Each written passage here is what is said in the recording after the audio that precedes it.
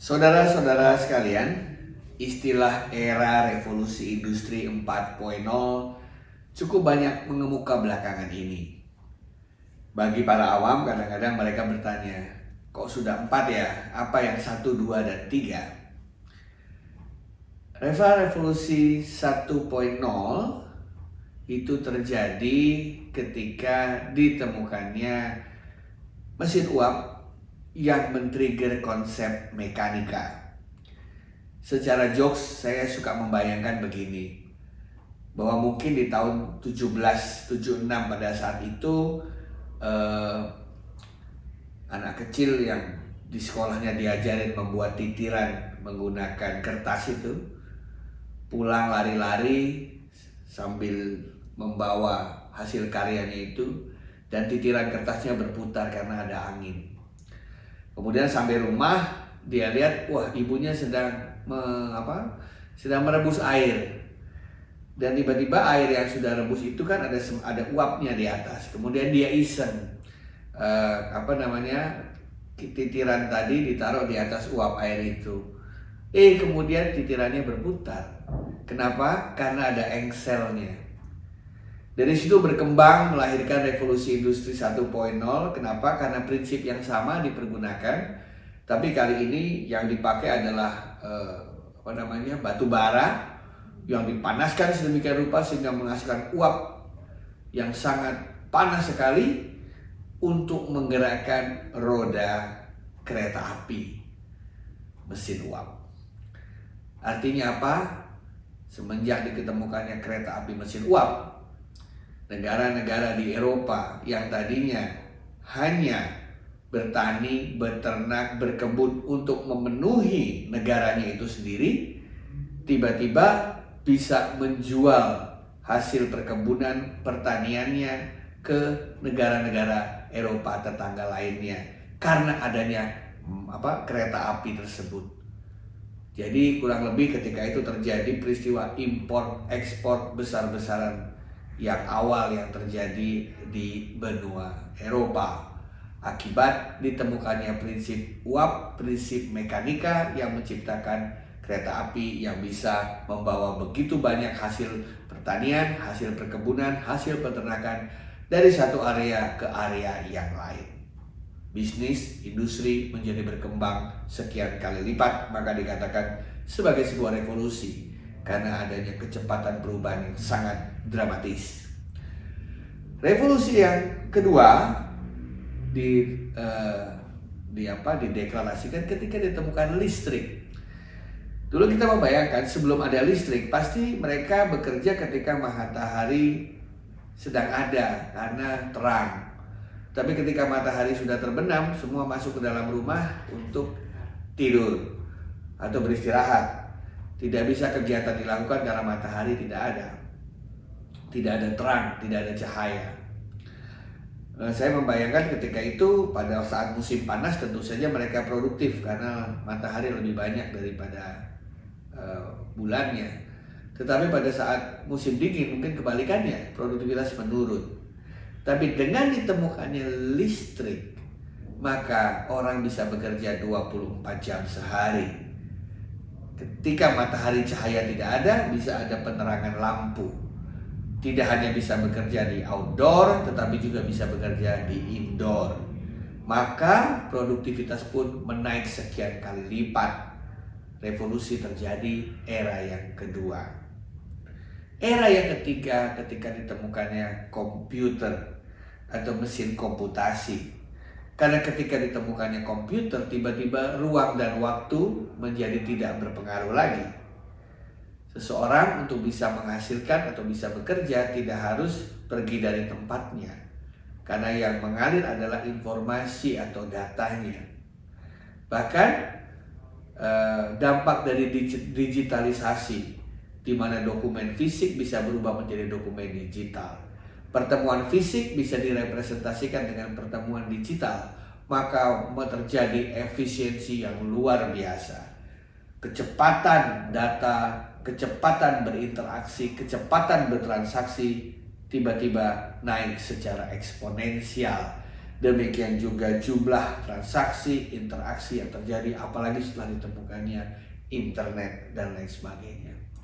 Hubungan antara manusia yang bisa dilakukan melalui media IT dan telekomunikasi membuat produktivitas meningkat secara tajam. Berbagai statistik memperlihatkan pertumbuhannya tidak saja garis lurus merupakan hasil dari deret hitung atau deret ukur, tapi sudah deret pangkat alias eksponensial. Nah, kalau begitu era revolusi 4.0 apa bedanya? Kan komputer sudah ditemukan di era 3. Komputer pada dasarnya adalah mikroprosesor, ya, yang kemudian di-embed ke dalam sebuah perangkat elektronik yang bisa menyimpan data, mengolah data, mengirimkan data. Artinya, jika Anda memiliki gadget atau memiliki piranti yang bisa menyimpan data, mengolah data, dan mengirimkan data, by definition itu adalah komputer. Jadi handphone Anda adalah komputer, tablet Anda adalah komputer, gadget-gadget Anda adalah komputer.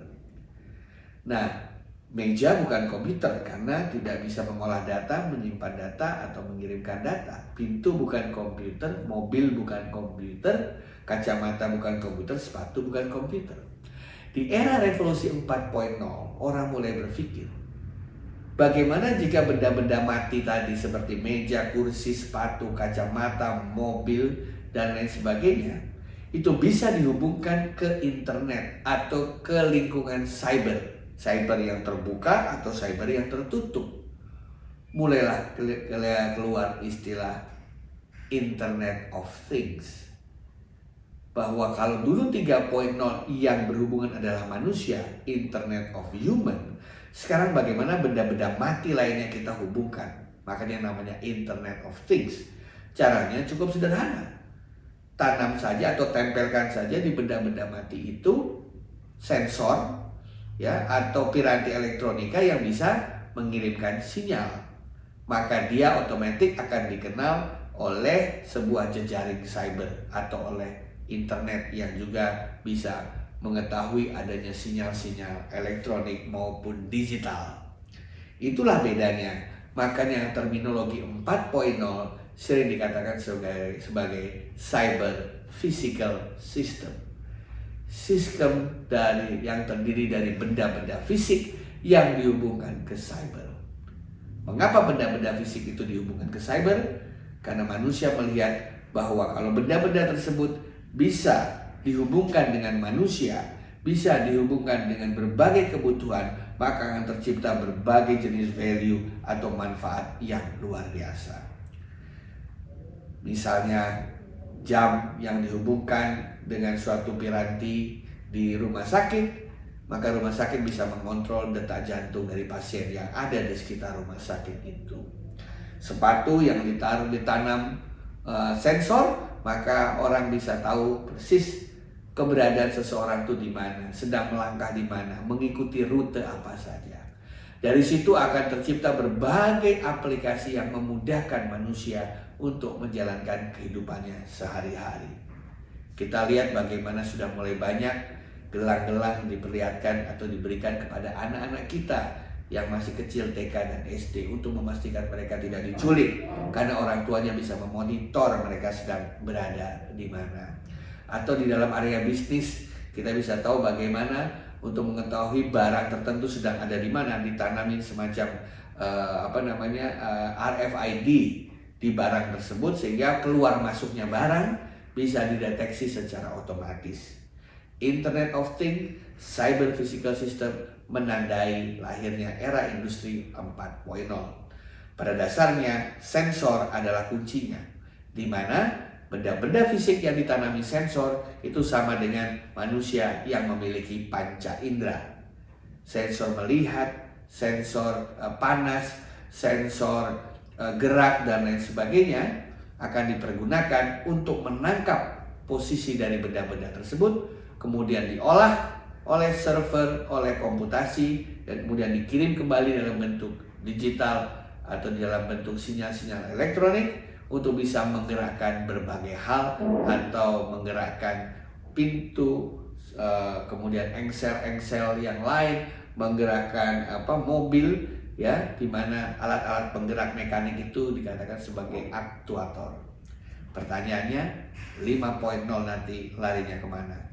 Prediksi saya, era revolusi industri 5.0 nanti yang ditanam bukan saja sensor, tetapi juga otak dari komputer alias server sudah juga ditanam di benda itu, dan aktuatornya, alat penggeraknya juga ada di benda itu. Jadi misalnya sebuah kursi, saya tanami sensor, ya, bisa mendengarkan suara, bisa melihat cahaya, bisa melihat image, dan di dalam kursi itu ada juga sensor, ada juga alat komputasinya, server kecil, dan di kursinya ada roda. Maka saya bisa memerintahkan kursi itu untuk pindah kemana aja semau saya. Kursi silakan pindah ke pojok. Sensor mendengar perintah saya, diartikulasikan, dimengerti dengan servernya, dan menggerakkan rodanya untuk pergi ke pojok sebelah sana. Makanya robot secara masif akan mewarnai industri 5.0. Sekian dan terima kasih.